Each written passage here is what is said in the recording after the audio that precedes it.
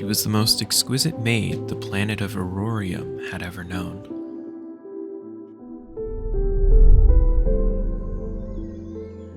Born and raised in a small household in dire need of support.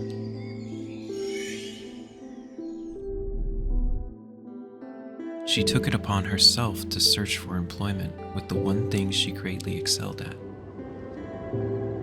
even with her lack of belief in her skills.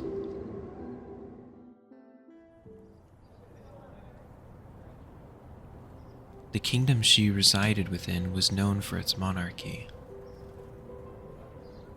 The king was one of the wealthiest royals the world had come to know, and the castle was well known for a very peculiar aspect, a room or a museum of sorts, instead with artifacts and riches galore.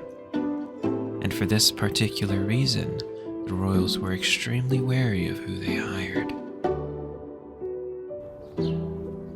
Alas, the maid work around the town itself paid very little, too little for her to support those that had helped her growing up. So she searched elsewhere. The castle was the first long shot she had on her short list.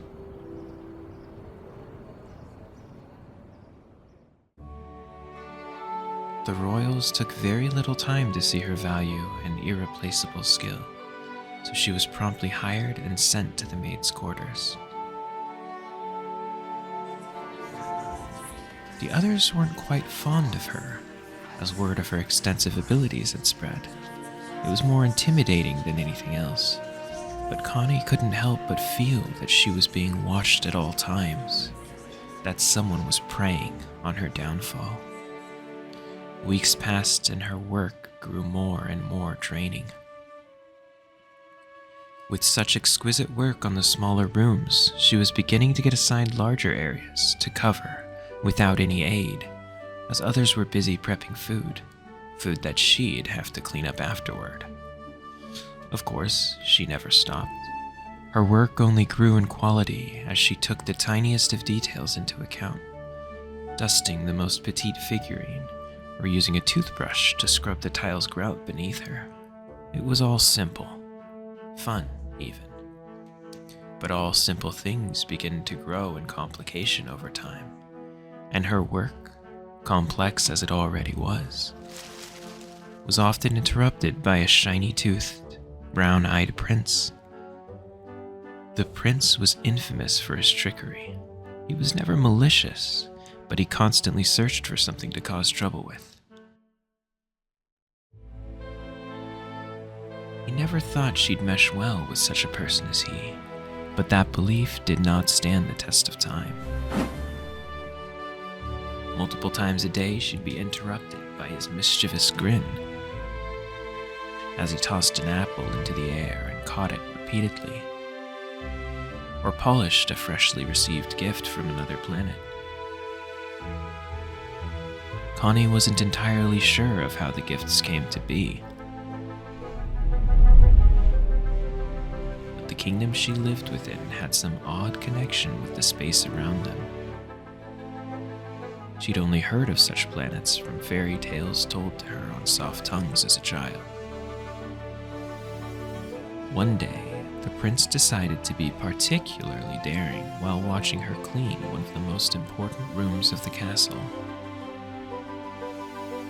It was their treasury, full to the brim with unorganized items that Connie was deathly afraid to move, but swallowing her anxiety she did, until he showed up.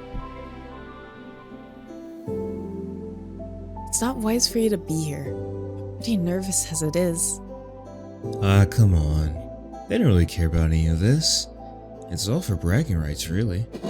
I have heard my father speak of this, though. Put that down. We can't risk breaking anything. You're especially wound up today, aren't you? Fine. Good.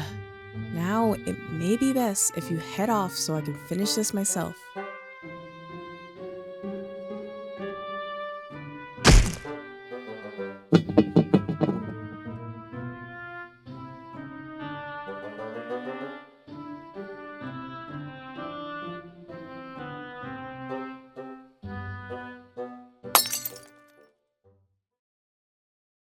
Oh no.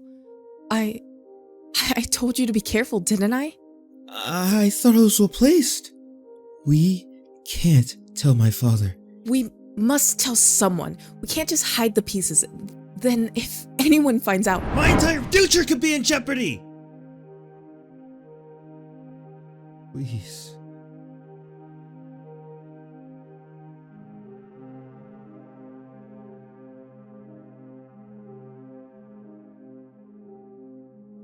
I'll admit to it. I can take the blame.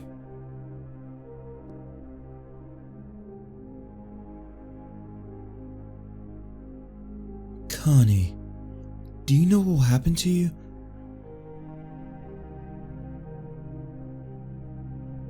I know exactly what will happen, but we're meant to rule one day.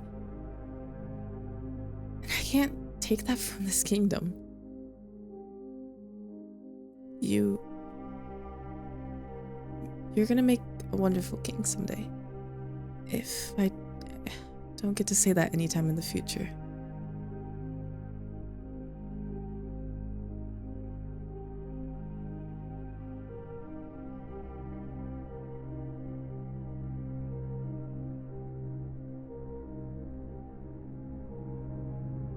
Connie.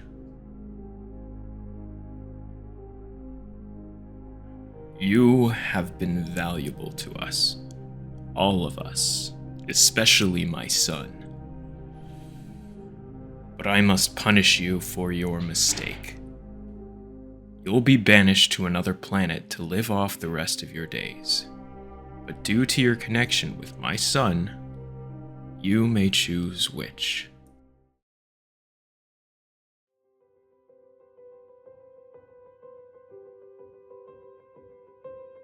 I choose Earth.